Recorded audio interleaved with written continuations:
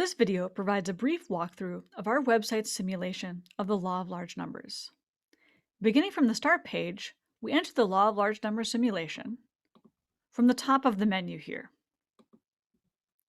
The user is first presented with an overview of this important property. The law of large numbers states that the mean of a sample x bar will approach the true mean of the population from which that sample is drawn as the size of the sample gets very large. The user can first choose among 4 different population distribution shapes. 2 of these, the normal and the uniform, are symmetric distributions, while the other 2 are not symmetric, and that can be something fun to play with. Let's begin by examining the uniform distribution.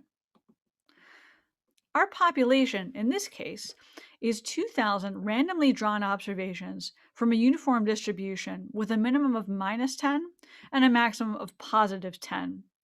We say here that this describes a particular lottery in an economics experiment. Note that the population mean here will be 0.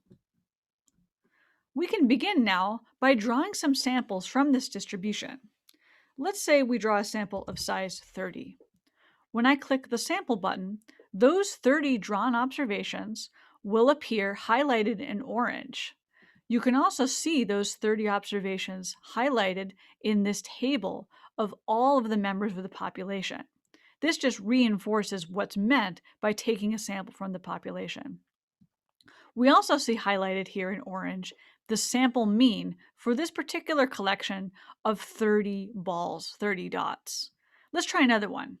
So if I click the sample button again, now we've drawn a different 30, and you can see their sample mean, which in this case is actually a little closer to the true population mean of 0.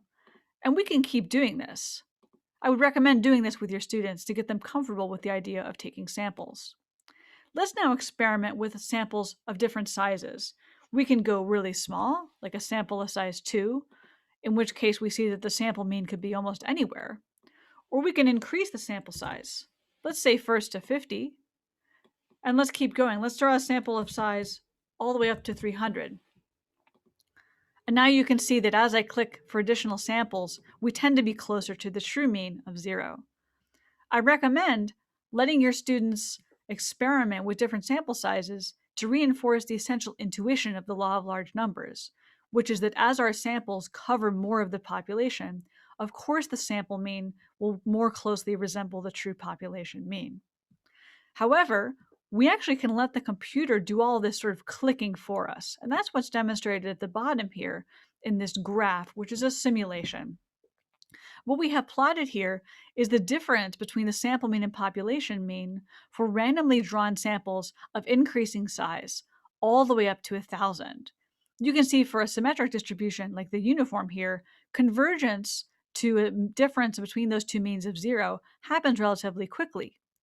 However, we can experiment with different population shapes, for example, the chi-square, which is an asymmetric distribution, and you can see plotted at the bottom, after you draw some sample of size 30, that simulation in real time. And what we can see is there was significant bouncing around at the beginning, although once again, convergence happens really quickly, even with a distribution as asymmetric as this one. Students can perform this experiment comparing the distribution shapes to think about how speed of convergence, not just convergence itself, can differ across populations.